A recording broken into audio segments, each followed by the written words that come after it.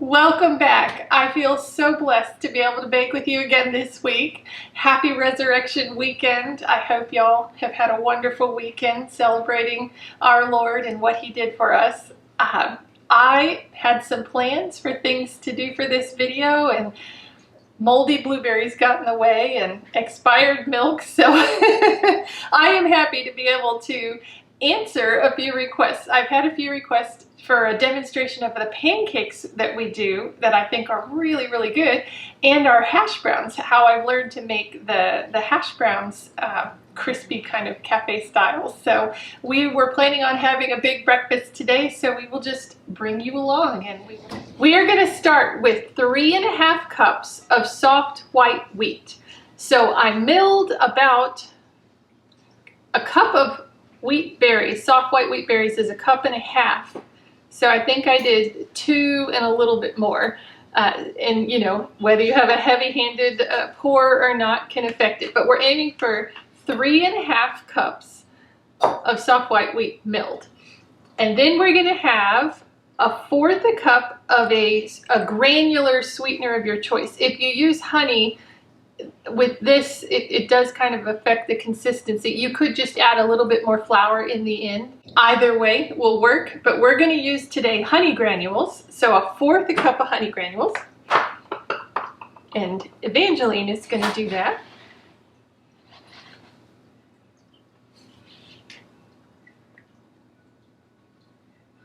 And you could go this way first so it fills up the side. Whee! There you go. Yay! Perfect. You get the lid on? No, just 1/4 cup, not 4 cups. Then they'd be pancake cakes, not just pancakes. Then we're going to have 1 tablespoon. I always get mixed up, say teaspoon for tablespoon. 1 tablespoon. I wrote everything on the top so I would say it correctly. 1 tablespoon of baking powder.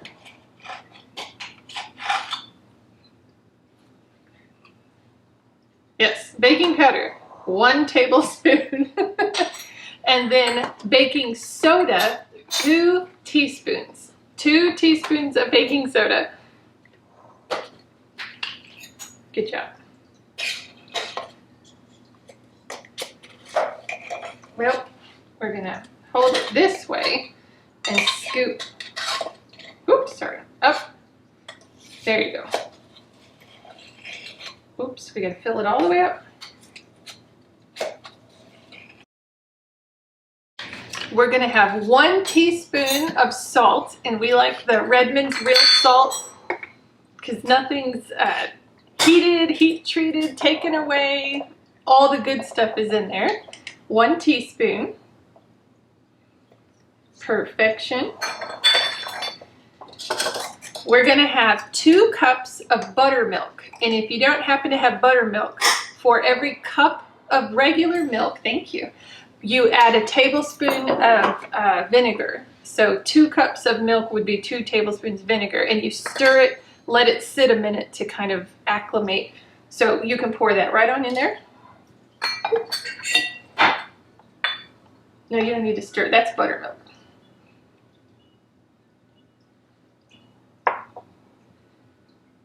Great job. That's right. We get every little bit out. Yeah.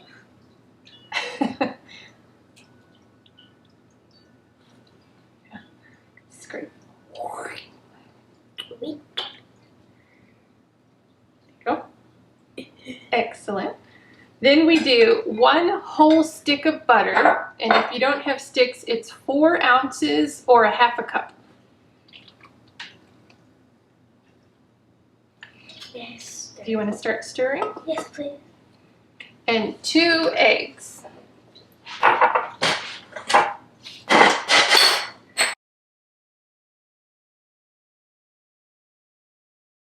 Two eggs. We bought this little compost bin on Amazon. We give our chickens all of our kitchen scraps, banana peels and eggs, and it's quite nice. You want to stir? No, I'm fine. Okay. Take it off. Yep. It's a thick batter, and we're gonna let it sit for a little bit.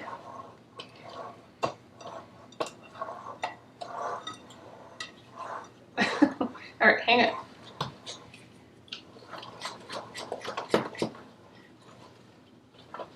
I think we're gonna end up adding a little bit more buttermilk to this, but that's okay. But we're gonna let it sit for a little while and just kind of incorporate and do its thing while we do the hash browns. I have an Ancestor mixer video, but I'll just go through setting up the shredder. I'm just taking the regular bowl off. I am turning this on its side. We did the cheese a couple videos ago, so it's the same thing. May I put the cheese in? Oh, we're doing potatoes, not cheese. Oh. There's a crossbar in there that turns this, so we're just gonna sync this up with the crossbar. Yeah. Do you need a Then this is the end cap to keep it on. Do you need a bowl? Yes, we're doing, no, not for these though, but thank you. Okay, so I have a bowl with water in it. I'm just gonna put underneath. Well, it's a tall bowl here. We will just set up the mixer a little bit higher. Ooh.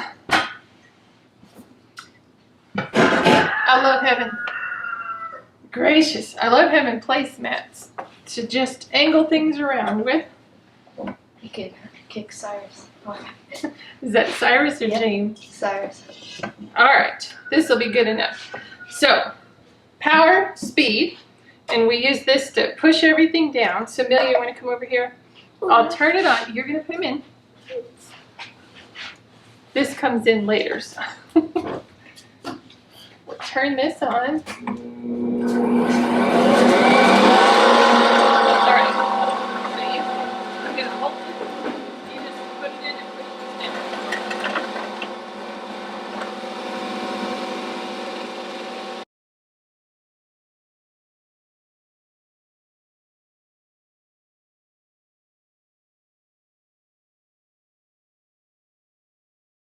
Try and always remember to bring it back to the slowest speed so I don't get a surprise the next time I use the machine. But y'all do as many potatoes as your family will eat, or you alone. I have to say I've made hash browns just for myself. They are good. They are delicious. I know. Beats the store. Yes, I think so. Beats the store, she said. They will be. And they only sell it in those small sizes. We make big. Yes, we make big ones. They will be asking you to cook. Well, maybe not. All right, hop down. All right, so I'll put these in the sink. The next step is to rinse these. You want to move these around in the water and really get the starch off of it, get any dirt that may be on there. We peel our potatoes, but I have friends that they don't care at all. They just do them with the peel on. We have particular eaters that like peeled potatoes. I don't mind. So we are going to just keep rinsing these.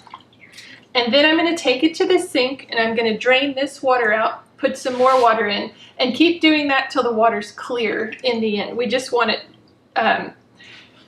clear water to run off them. And then we're going to put them on a towel and dry them. So this part kind of icks people out a little bit, but I wash my towels very well. These, when they go into the fryer, need to be dry. And if you're using paper towels, you're going to use far too many. So for us, we've made hand cloths to use around the house and have washcloths just for cleaning purposes. So this is kind of our potato towel, and it's huge. But I'll show you the drying process. So right now I'm just going to go rinse until the water is clear. This part's very simple. We're just going to spread this out after we've rinsed it off. We spread out the shreds of potato here. you just want them as dry as you can get them. So spread them out.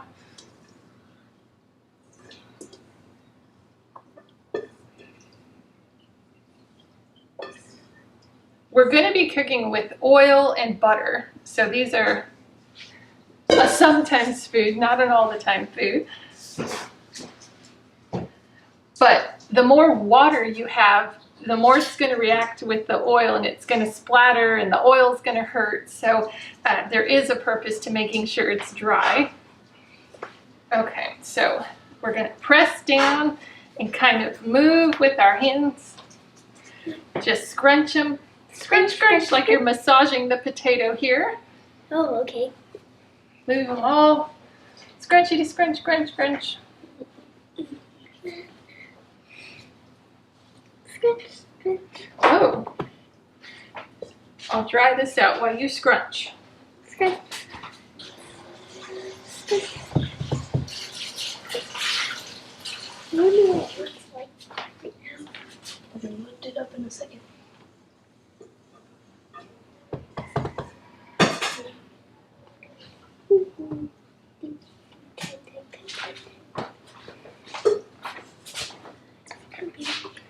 All right, now mostly let's check. Let's get these potatoes. How are they? So these seem pretty good. Okay, so mostly you can move these around and there's not soppy water on it. So we'll call these good. If you move a big pile and see there's some water, just keep drying them. But pretty much these are good. So we're gonna put them back in the dried bowl where we had them. Which is, no, wait, we will, watch out. Try and roll them to one big side and then.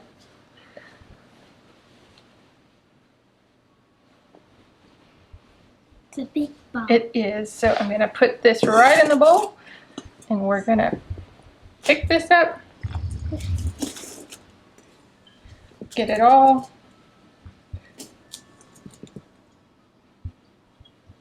There we go. Ta-da! Okay, now we're ready to start cooking. While we did that, we went ahead and heated up our pan because you want to put these into a nice hot pan. So usually I do these out on the Blackstone and I can make a bunch of them all at once, or in 2 pans on the stove because we eat a lot, and it's just easier that way. So I'm just going to show you how to make one, and what it looks like here is I can't get 2 pans going. So we're going to put in a dollop of oil, and remember it's a hot pan, kind of more than a dollop I guess, and we're going to put in 2 pats of butter. You really need the butter and oil to keep it from sticking to the bottom and to add flavor. And at this point we've added nothing, no salt, no anything. We're going to add that as we cook it. But right now, however big you want yours, we're just going to put it right in there. You want me to get the salt? Thank you, yeah. We're going to kind of form it into a circle, or sometimes I do lengthwise kind of long rectangle ones. So you get it into the shape you want it and just squish it down. Try and get the air out of it. Eventually, the more squished or compressed it is, when we scoop it on the bottom and flip it over, it'll stay together more nicely. If you just kind of flop it in there, when you go to turn it over, it'll fall apart. So find the shape you want and squish them down. Do you need me to get a plate to put them on? Or Oh, sure, thank you.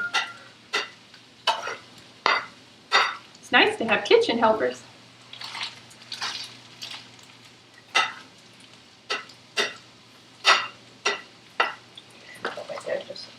Okay, so I'm going to sprinkle this side with a bit of salt. We are simple. We just like salt, just a plain old amount. But if you want to add garlic or pepper, whatever you want, go for it. And when we flip it, we'll add more salt. We tend to eat them with a condiment of some kind, mostly ketchup, so we season them when we eat them. and still our pancakes are resting. Usually if I was outside on the Blackstone, I would start by cooking all of my hash browns. And then I would get pancakes going, and in the middle we do bacon or sausage or whatever we're having.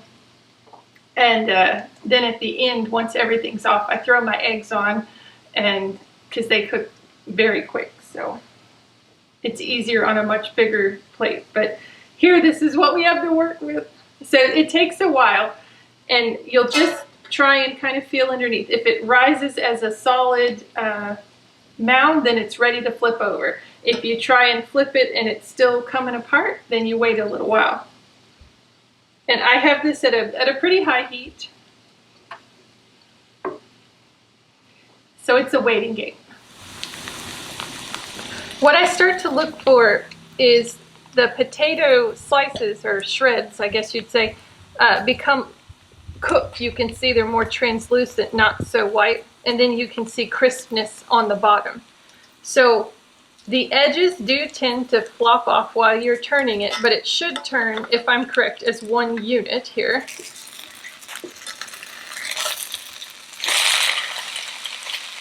So I'll squish that down. But these just turn nice and crispy and are so yummy to eat. So I'm going to put a small amount of butter in there.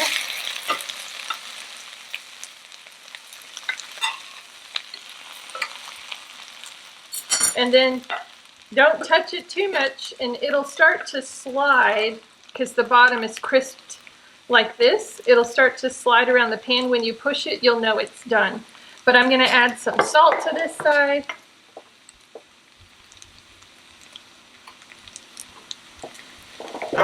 And that's all. You just wait. So all right, I think this is pretty good. So you can see I can push it, and it slides nice. So I'm going to say this is good, and I'll flip it to see this side. Can you see that? Oops, I'm dripping. So we will let that cool for a second before we dig our forks into it. It'll burn your mouth. Oh. What do we think? They are crispy on the outside with a good crunch and soft in the middle. I've seen lots of recipes where people add lots of spices and flour or egg inside, and this is just potato and salt, and you cook it in oil and butter, and it's super simple, and it's so crispy and just tastes like that diner style that we all really love, or at least we do. Yum. See, after our video, after we shoot, we're going to make our big breakfast with all of them. It's too much to do in one little pan, but now they're making me hungry. Does it pass? No, that's all right. Thank you. Mm-hmm. Okay. Oh, they're so good. Yes. Oh, I wish you could hear the crunch and smell how good it smells. We're good. Oh, see, I like having a towel on my apron. You will when you Connected. make them. I know. Okay, pancakes now. So in my earnestness to find a replacement video, because I was going to do scones, pancakes, I didn't get my recipe out. I kind of tried to just remember what I do. And I think I remember when I transcribe, I just kind of do this fast when we make pancakes, and I don't think about it, and then I had to stop and think about it.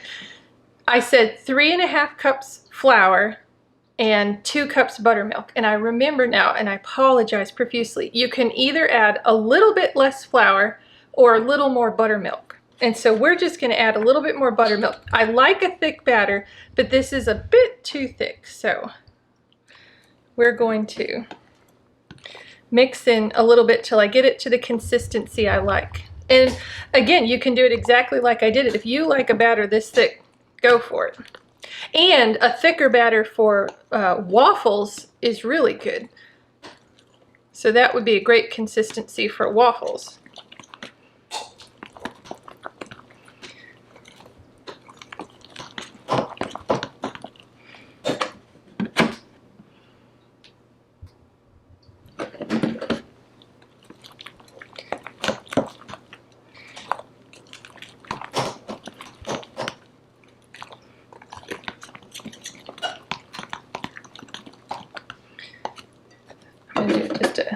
just a little bit more. All right. I'm just going to use the same pan we did the hash browns in, but I wiped it out because there was salt in it. And while salt in the batter is good, probably salt on the outside is not so good.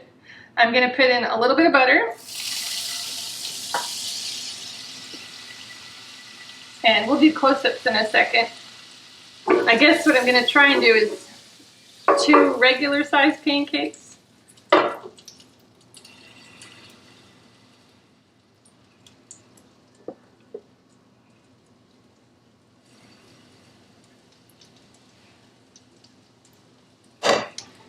I mean, they're just pancakes. We know how to bake pancakes, or I always say bake. It's not bake, it's cook or fry.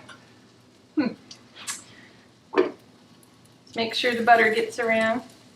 I always wait till I can see the air bubbles coming through on the top to flip them.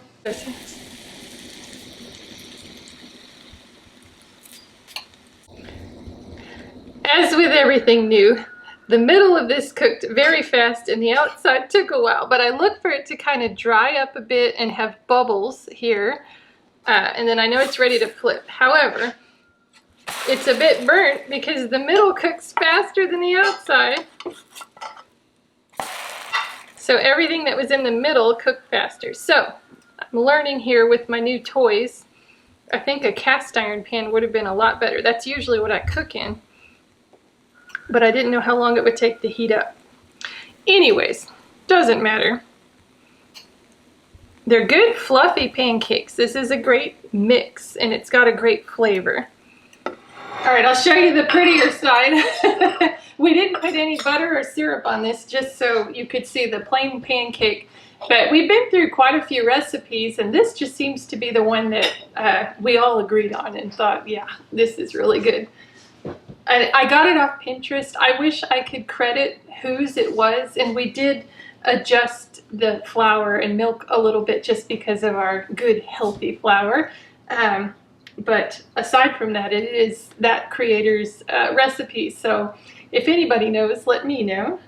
It's like it's shaped in a heart. It's a heart for my baby. Okay, sample. Good. We're good.